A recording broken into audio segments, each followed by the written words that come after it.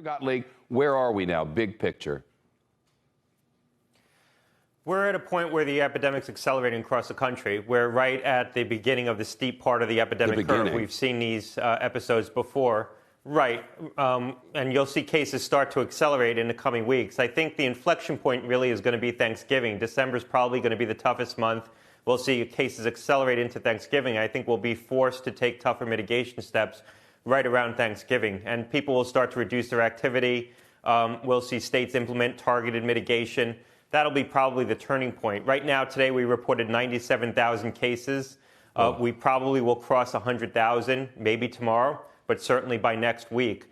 So this is beginning to accelerate around the country. And the reason why it doesn't feel very bad in most parts of the country right now is because it's moderately bad everywhere, as opposed to the epidemics before that were centered in New York or in the South. Right. This one is more confluent across the entire country. Well, if it's moderately bad everywhere and the trend is up, then are we anticipating really bad everywhere?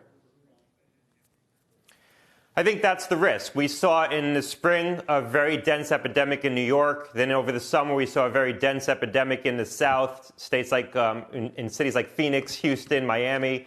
I think now we're seeing epidemics start to spring up everywhere around the country. It's centered right now in the Midwest and the upper Midwest, the Great Lakes region. But you're seeing cases pick up pretty much everywhere. I mean, some parts of the country are maintaining better control, like the tri-state region, the mid-Atlantic states, but everywhere else is seeing cases really start to pick up and accelerate. We keep hearing vaccine around the corner, vaccine around the corner. Of course, that's if they can make sure that it's safe and that it works. But when would everyone have availability? Like, when will it really protect us? Is there a timeline? Yeah, well, I'm on the board of Pfizer, which is one of the companies that has a vaccine in advanced development. I think that there's a possibility if the trial's underway right now and Pfizer and Moderna are the furthest ahead with their vaccines, if those trials are successful, and we should have results some point this month, you could see an authorization for a vaccine for a high-risk population, largely an older population, happen at some point this year.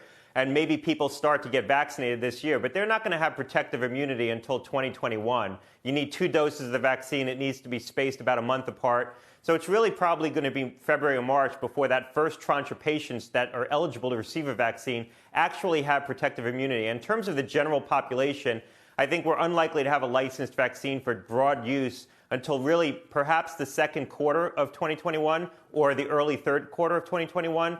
Hopefully in time for the fall and winter 2021 season, but not in time for what we're going through right now. Well, let's hope.